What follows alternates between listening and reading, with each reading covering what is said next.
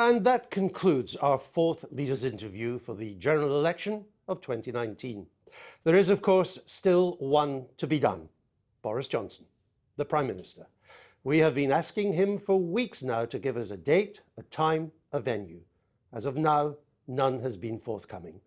No broadcaster can compel a politician to be interviewed, but leaders' interviews have been a key part of the BBC's primetime election coverage for decades.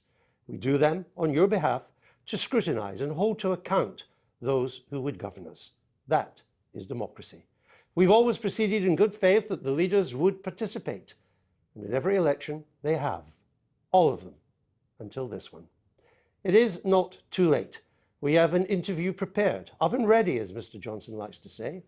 The theme running through our questions is trust, and why at so many times in his career in politics and journalism, critics and sometimes even those close to him have deemed him to be untrustworthy.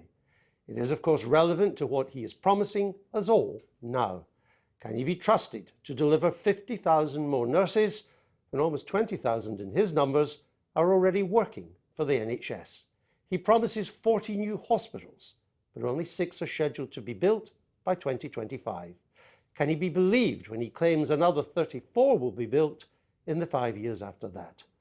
Can he be trusted to fund the NHS properly when he uses a cash figure of an extra £34 billion?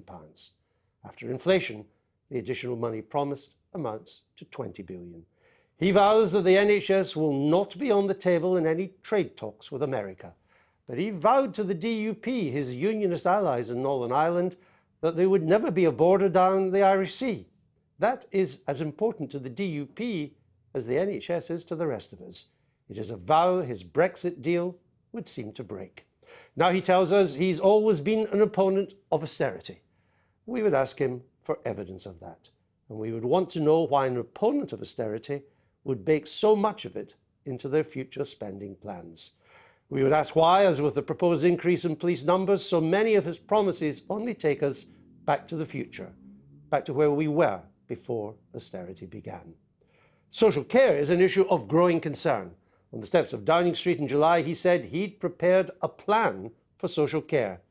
We'd ask him why that plan is not in his manifesto. Questions of trust. Questions we'd like to put to Mr. Johnson so you can hear his replies.